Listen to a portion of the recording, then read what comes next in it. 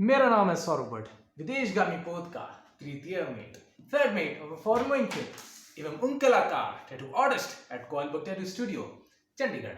मैं हूं आपका सलाहकार हिंदी में। चर्चा शुरू करने से पूर्व इस चलचित्र के प्रायोजक हैं एंजल्स हेवन स्कूल। यदि आप किसी गरीब बच्चे को जानते हैं तो कृपया उन्हें इस स्कूल में भर्ती करवाएं, जहां पे वे निःशुल्क पढ़ाई कर पाएंगे। ये है शिपिंग कंपनीज रिव्यू सीरीज और आज बात करेंगे डायनाकॉम टैंकर्स के बारे में। डायनाकॉम टैंकर्स, ये नाम मुझे अति से प्रिय है। डायनाकॉम टैंकर्स जब आप कहते हैं तो महसूस होता है कि हाँ, मर्चेंट नेवी की बात हो रही है, अन्यथा ये एंग्लो ईस्टर्न ये कुछ खास नहीं है। फिर आ गए 7 आइलैंड्स, ये तो नाम ही डुबो दिया मर्चेंट नेवी का। तो डायनाकॉम टैंकर्स कैसे पता करते हैं, क्या है कसौटी कि कोई कंपनी अच्छी है या घटिया है? पगार, कितनी तनख्वाह मिलती है? अच्छी तनख्वाह मिलती है। थर्ड ऑफिसर या फोर्थ इंजीनियर की जो आमदनी है वो होती है 4000 से लेकर 45,000, 4000 से लेकर 45,000 यूएस डॉलर्स प्रति माह, जो कि एक अच्छी आमदनी है। ये एक ऐसी कंपनी है जो कैडेट्स को सर्वाधिक पगार देती है। एक डेक कैडेट की तनख्वाह कितनी होती है? $812 प्रति माह। तो याद रखें, जितनी भी अच्छी कंपनीज होती हैं वे सदा ही आमदनी अच्छी देती हैं। ट्रेनीज को भी, कैडेट्स को भी वे अच्छी तनख्वाह देती है। हर कॉन्ट्रैक्ट के पश्चात तनख्वाह बढ़ती है, चाहे थोड़ी बहुत बढ़े, लेकिन अवश्य रूप से बढ़ती है। कॉन्ट्रैक्ट्स कितने लंबे होते हैं? अच्छी कंपनीज में छोटे कॉन्ट्रैक्ट्स होते हैं। जितने भी ऑफिसर्स हैं उनके लिए 4 महीने, मात्र 4 महीने का कॉन्ट्रैक्ट। जितने भी क्रू हैं उनके लिए मात्र 9 महीने का कॉन्ट्रैक्ट। आपने प्रश्न किए हैं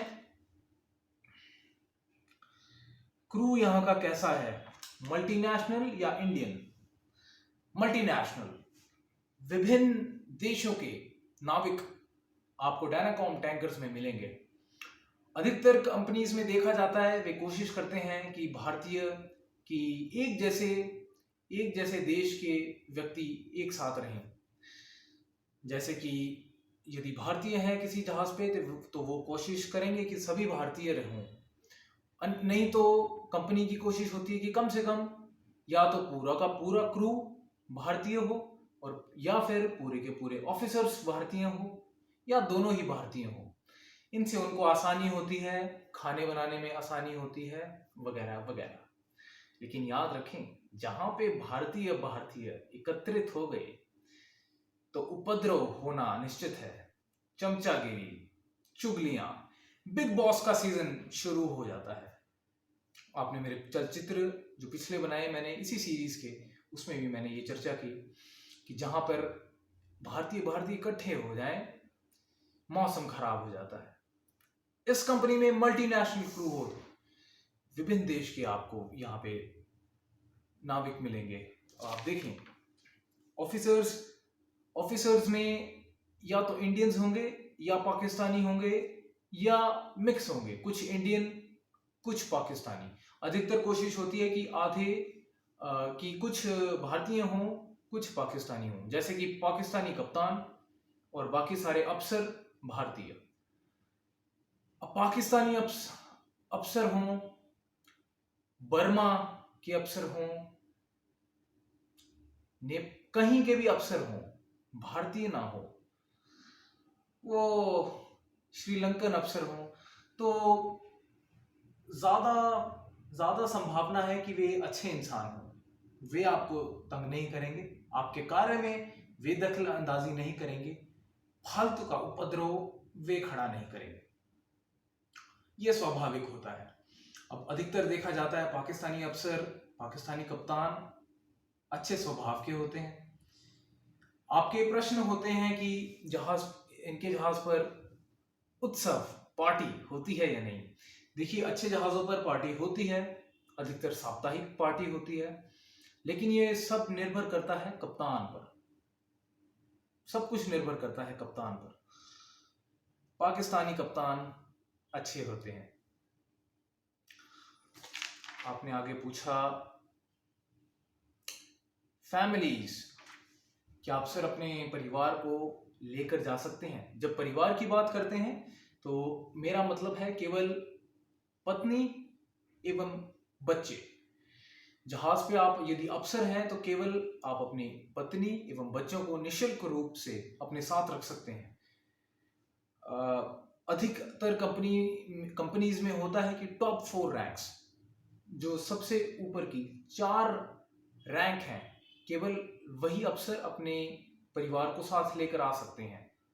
लेकिन डायनाकॉम में टॉप 4 नहीं, टॉप 6 रैंक्स ऊपर की सबसे जो 6 रैंक हैं, 6 पदवियां हैं, उसके अफसर अपने बीवी बच्चों को साथ में रख सकते हैं। अब ये कौन से 6 रैंक्स हैं?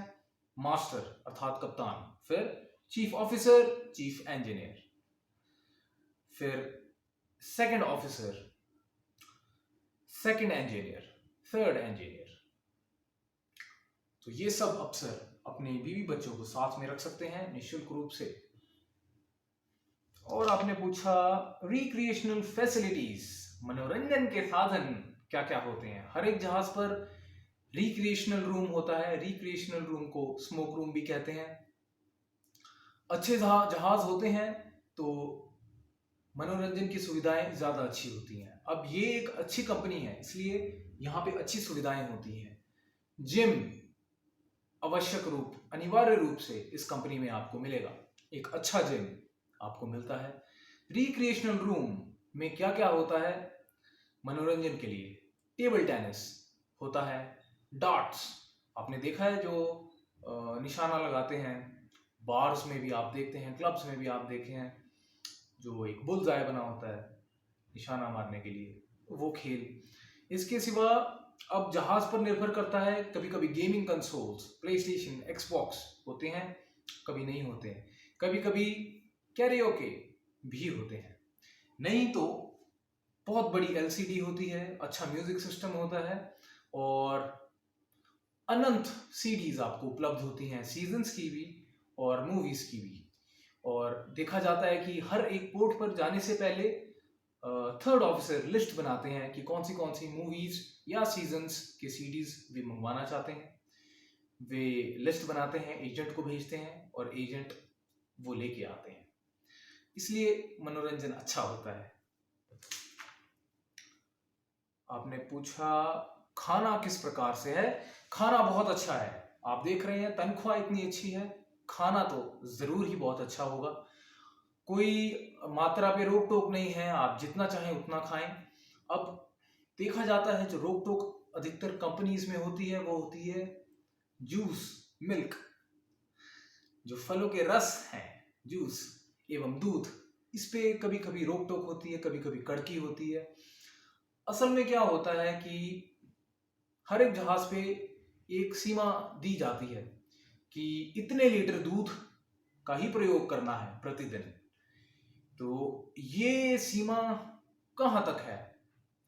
जितनी अच्छी कंपनी होगी उतनी सीमा भी अच्छी होगी। डायनाकॉम टैंकर्स में होता है 4 लीटर प्रतिदिन दूध एवं 4 लीटर प्रतिदिन जूस, फलों का रस, ये उपलब्ध होता है। तो अधिकतर ये 4 लीटर निकाल दिया जाता है ब्रेकफास्ट, सुबह के नाश्ते में आपको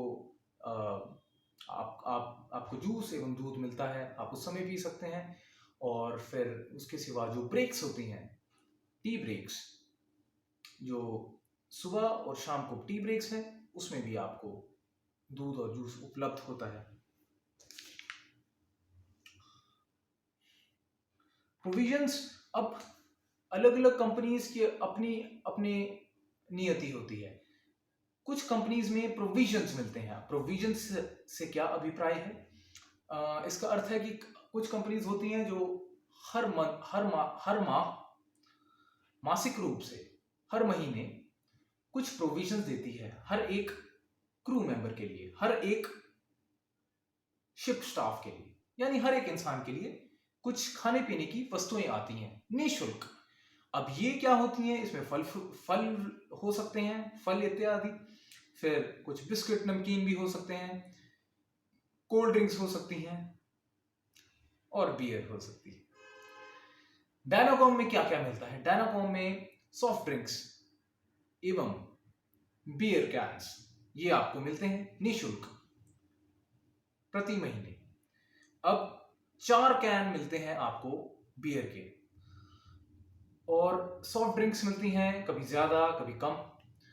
अब ये हर एक व्यक्ति के लिए होती है सिवाय ट्रेनीज के लिए, यानी कि डेक कैडेट्स या ट्रेनी ऑफिसर्स हों, जरूरी नहीं है इनके नाम ये जो प्रोविजन होते हैं निःशुल्क मिले उन्हें या ना मिले, ये अनिवार्य रूप से नहीं होता, लेकिन कहीं ना कहीं इधर उधर करके उन्हें भी मिल ही जाता है। अब जहाज पर कुछ लोग ऐसे भी होते हैं जैसे बियर कैंस मिल रहे हैं, कुछ लोग ऐसे होते हैं जो मदिरापान नहीं करते।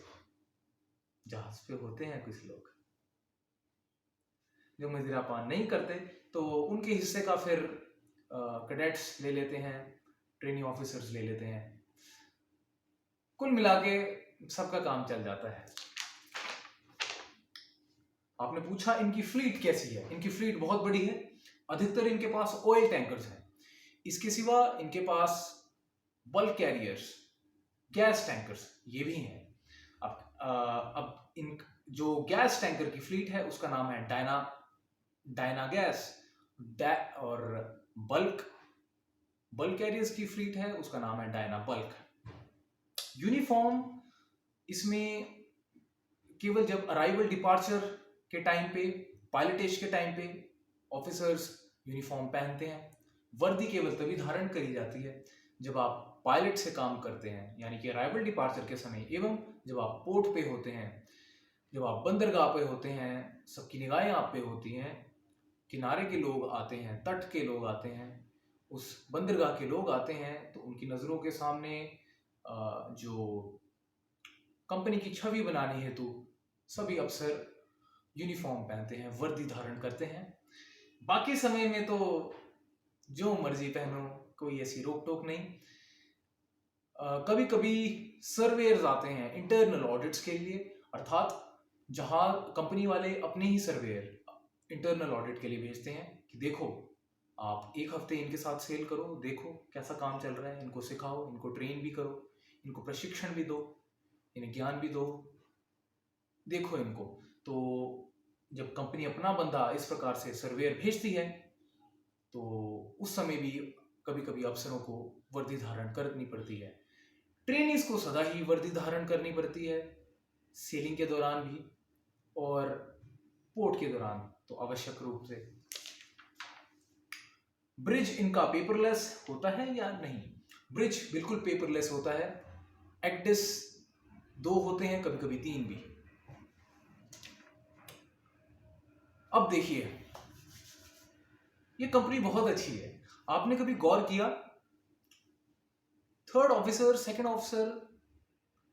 को प्रमोशन मिलती है सेकंड ऑफिसर के लिए। अब वो कैसे ही, अब वो नया नया है, अचानक से वो कैसे काम सीख लेता है सारा। हो सकता है जब वो थर्ड ऑफिसर होता है, तृतीय मेट होता है, उस समय वो द्वितीय मेट सेकंड ऑफिसर का काम सीख लेता होगा। ठीक है, काम सीखना एक अलग बात है, लेकिन ग्राउंड पे आना, पहुंचकर उस रैंक पे पहुंचकर वास्तव रूप से काम करना वो अलग बात है। काम सीख लेना अलग बात है और काम करना वास्तविक रूप में अलग बात है। एक कर दांगे, वो कर दांगे, और ग्राउंड देता आओ। आपने सुना है सिद्धू मूसेवाला क्या कहते हैं। इसलिए छोटी कंपनीज में ये बड़ी दिक्कत होती है। थर्ड ऑफिसर अचानक से सेकंड ऑफिसर बनता है। अब उसने काम तो सीख लिया होता है, लेकिन समस्या बड़ी आती है क्योंकि पहली बार वो सेकंड ऑफिसर बनता है, कुछ समझ नहीं आता, दिक्कतें आती हैं, कहीं अड़चन आती है, फिर गालियां सुनो, फिर डांट सुनो, कभी कभी खराब कप्तान होते हैं, वो तो बाहर ही निकाल देते हैं जहाज से। ऐसी ऐसी चीजें होती हैं। अब बड़ी कंपनीज इस प्रकार से नहीं करती। बड़ी कंपनीज डायरेक्ट प्रमोशन नहीं देती। वो क्या करती है, यदि थर्ड ऑफिसर से आपको प्रमोशन मिल रही है, आप बनेंगे सेकंड ऑफिसर। इसका मतलब जहाज पे थर्ड ऑफिसर होगा नहीं, एक होगा सेकंड ऑफिसर और एक होगा एडिशनल सेकंड ऑफिसर या ट्रेनी सेकंड ऑफिसर। उस दौरान आप सेकंड ऑफिसर का काम सीखा तो आपने पहले ही होता है। जब आप थर्ड ऑफिसर होते हैं, आप सीख लेते हैं सेकंड ऑफिसर का काम।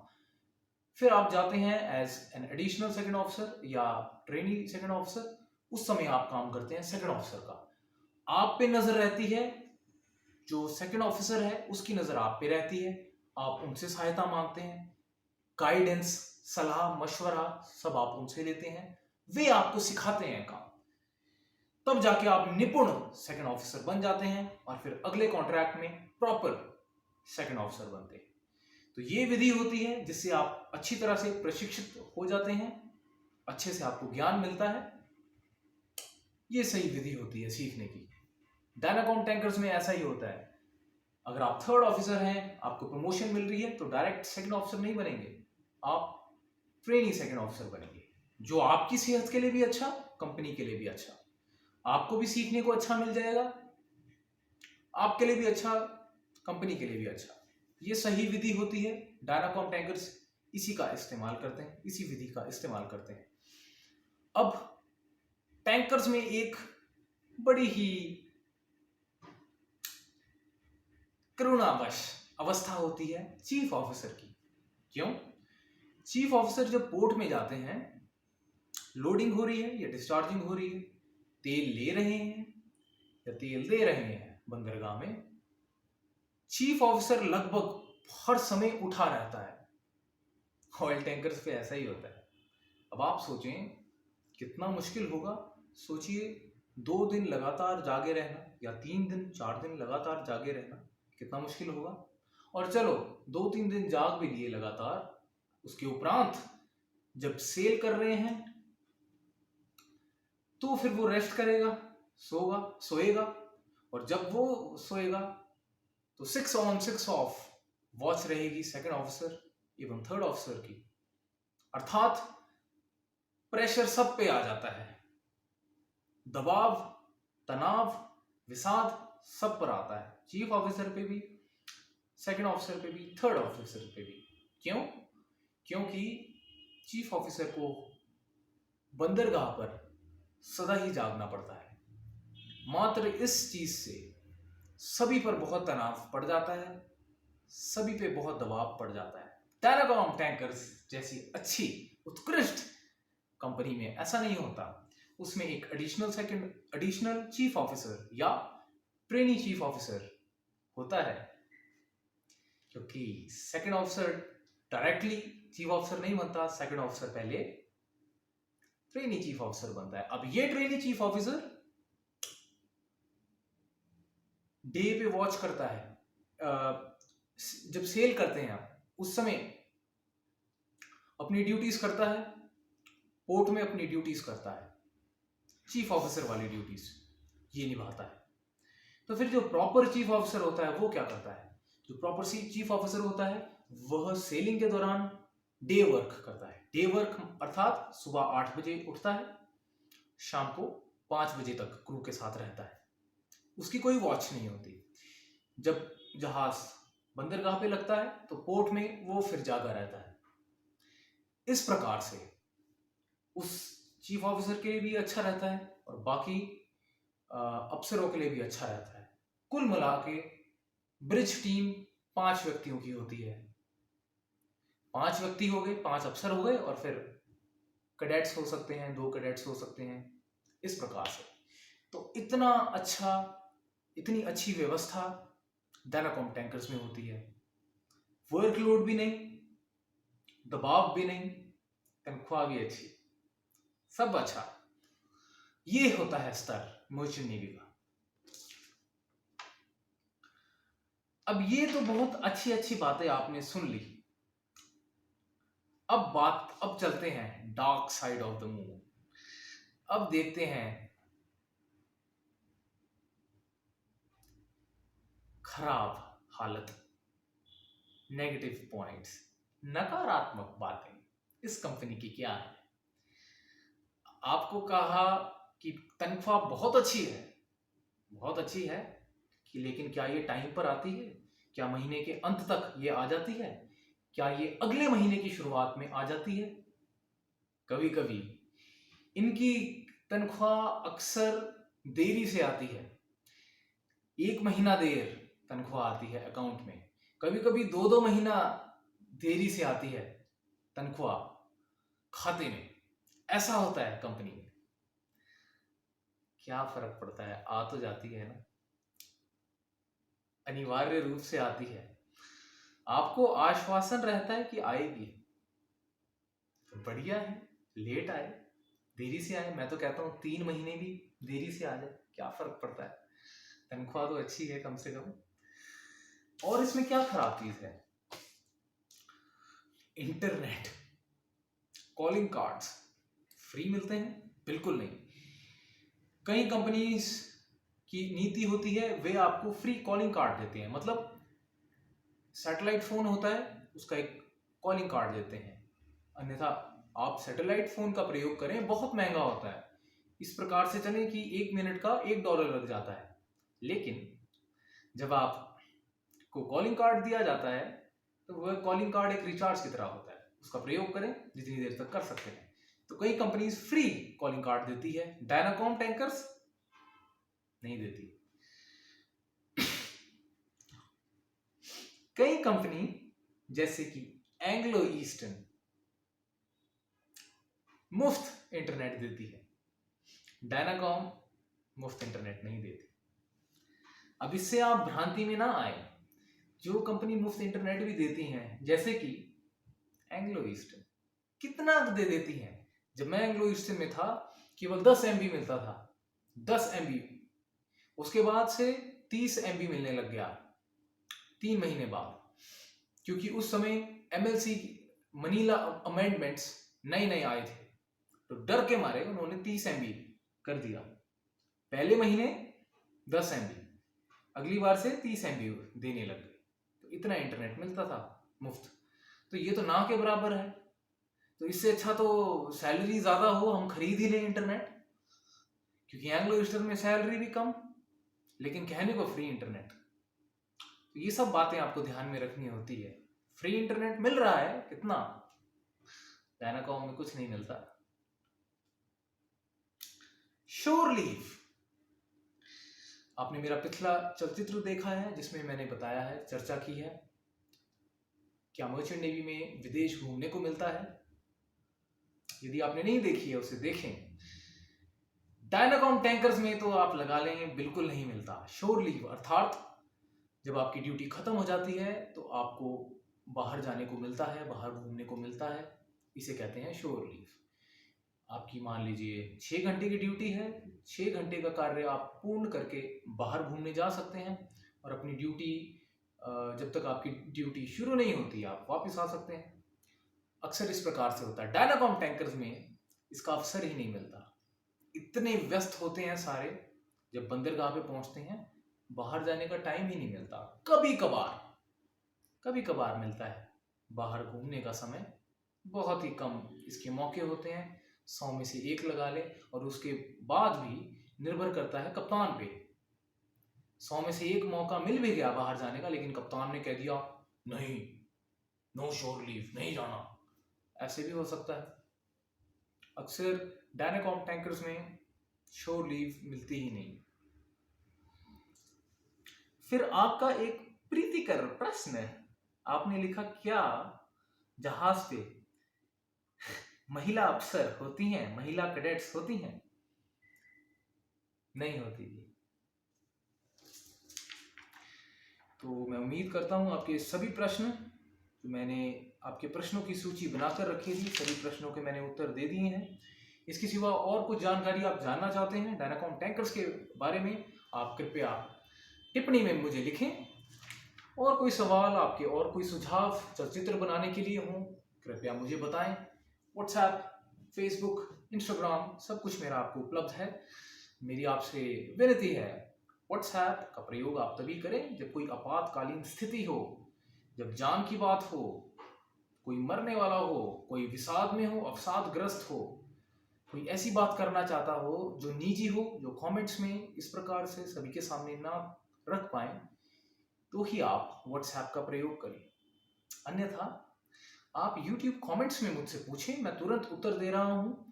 और जब आप YouTube कमेंट्स में पूछते हैं तो सभी लोग उसे पढ़ सकते हैं।